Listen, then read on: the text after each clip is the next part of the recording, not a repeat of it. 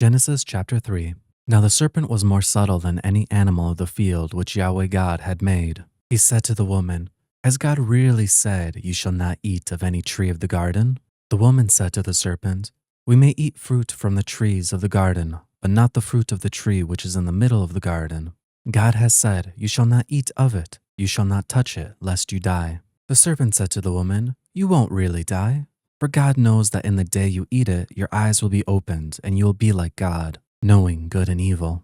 When the woman saw that the tree was good for food, and that it was a delight to the eyes, and that the tree was to be desired to make one wise, she took some of its fruits and ate.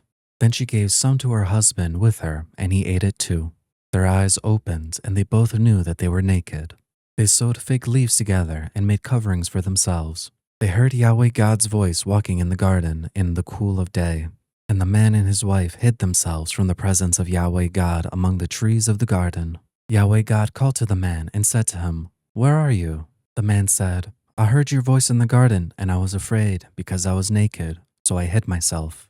God said, "Who told you you were naked? Have you eaten from the tree that I commanded you not to eat from?" The man said, "The woman whom you gave to be with me, she gave me the fruit from the tree, and I ate it." Yahweh God said to the woman, "What have you done?" The woman said, "The serpent deceived me, and I ate." Yahweh God said to the serpent, "Because you have done this, you are cursed above all livestock, and above every animal of the field. You shall go on your belly, and you shall eat dust all the days of your life. I will put hostility between you and the woman, and between your offspring and her offspring. He will bruise your head, and you will bruise his heel." To the woman he said, "I will greatly multiply your pain in childbirth. You will bear children in pain. Your desire will be for your husband, and he will rule over you." To Adam he said, "Because you have listened to your wife's voice and have eaten from the tree, about which I commanded you, saying, 'You shall not eat of it,' the ground is cursed for your sake. You will eat from it with much labor, and all the days of your life. It will yield thorns and thistles to you, and you will eat the herb of the field. And you will eat bread by the sweat of your face until you return to the ground. For you were taken out of it. For you are dust, and you shall return to dust." The man called his wife Eve because she would be the mother of all the living. Yahweh God made garments of animal skins for Adam and for his wife, and clothed them. Yahweh God said, "Behold, the man has become like one of us, knowing good and evil.